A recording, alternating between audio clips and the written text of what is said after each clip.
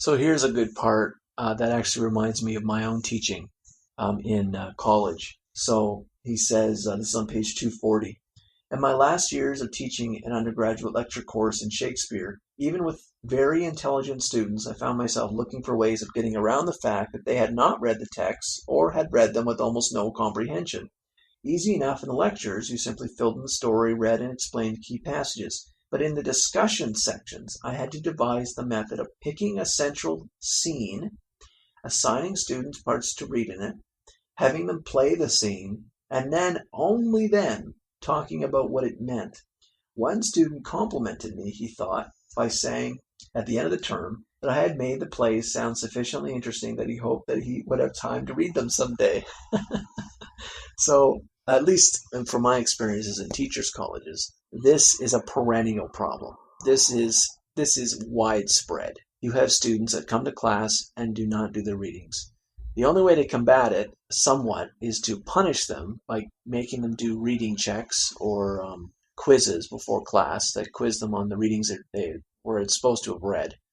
And you can punish them somewhat for that if they don't. But again, like if you take a more broader view of this, you see how this is a problem in more broad sense in terms of you have students that are how are they in university to begin with, and yet they have not prepared for the classes. Now, before anyone labels me as some like high in the sky perfect student, I've been through undergrad, and yes, certainly for some courses, I did not do the readings or did them halfway or whatever. And I can think of my own experience of why I did that. Well, sometimes there was just too much to read and I couldn't get through it all. I think in most of my classes, I made a genuine effort to do the readings and be informed because I like to put my hand up in class, so I'm probably a little bit annoying to some professors. Funny enough, I have never experienced as that myself yet. I didn't have any of my classes so far that were asking too many questions that annoyed me. I haven't found myself and my students yet. But I can't imagine people who float through the university system that way. We professors they're supposed to try to appeal to their students to do it supposed to make the readings accessible and not too long and all of that. And there's a degree of that's necessary. But at the same time, it certainly says something bad about the university or college that the students that they have are students that are not that are either not interested, are not motivated, or don't need to do those readings and still get a decent mark. Or perhaps the mark, as long as they pass, the mark actually doesn't matter, so they just do the least they need to do. And that may be another reason why they don't care to do the readings. So, but again, like the broad view here is that the students are not really compatible with the scholarly and intellectual scene that universities are supposed to be. I think that's the broader meaning.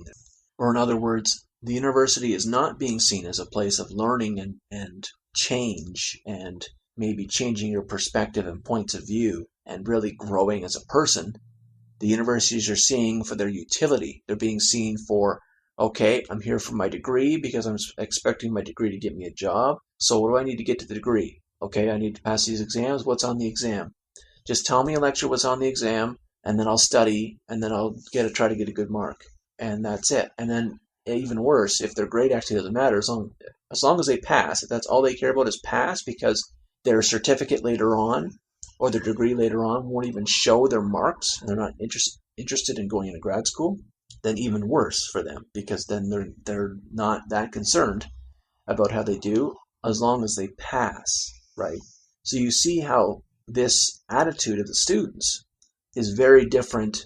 How this attitude of the students actually is incompatible with the university's supposing to be some kind of like scholarly community of people who are interested in topics. Most students are not interested in learning, they're interested in the degree. So you see how that mindset kind of alters it's a problem in the universities, and it appeals to it's more of a college product than a university product.